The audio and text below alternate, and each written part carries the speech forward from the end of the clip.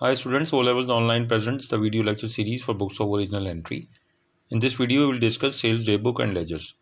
This video series is helpful for those students who are appearing in Cambridge O-Levels upcoming exam either in June or November through CAIE or IGCSE for accounting 7707 or 0452. Let's begin the lesson material. Why Sales Daybook and Ledgers? It is used to record credit sales. What is the sales invoice? When the selling company will give or send a document to the buyer showing full details of the goods sold and the prices of the goods, that document is called a sales invoice. From a seller point of view, it's a sales invoice, and from purchaser point of view, it would be a purchase invoice. There are 4 entries in the sales daybook. Firstly, transactions date, secondly, customer's name, the third one, invoice number, and finally, total amount charged to them. Here we have a sales daybook layout.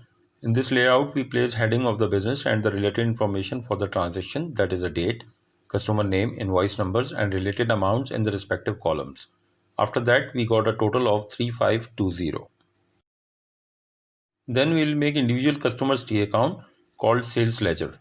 Let's see more ledgers. Finally, we prepare all ledgers and put all related entries in it.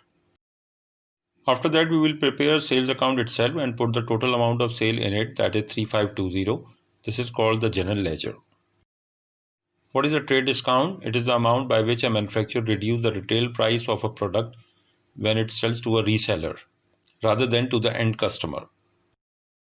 There is no double entry required for a trade discount. Here we have an example. We sold the stock of goods to a customer as follows: 21 cases pears at 25 each, 5 cartons flour at $5 each, 6 cases vinegar at 25 each. We give 20% trade discount on total sale. Calculate the invoice price for this customer. Let's see the solution. Here we will work for invoice price. We have to jot down the data regarding items, quantity, rate and amount. We will put pears in items, quantity 21 and rate 25, and get a total of 525. Like this, all items put in their respective headings and get a total amount of 700. Then apply the 20% trade discount on total amount, that is 140. Deduct it from 700 and we'll get the final invoice price is 560. This invoice price will charge to the customer. The amount of 140 would not record in the books of account we discussed earlier. Hopefully you got the clear understanding of sales daybook and sales ledgers in this video. If you have any query regarding the lesson, kindly ask in the comment section of this video. You can download the related formats and lesson material through the link provided below.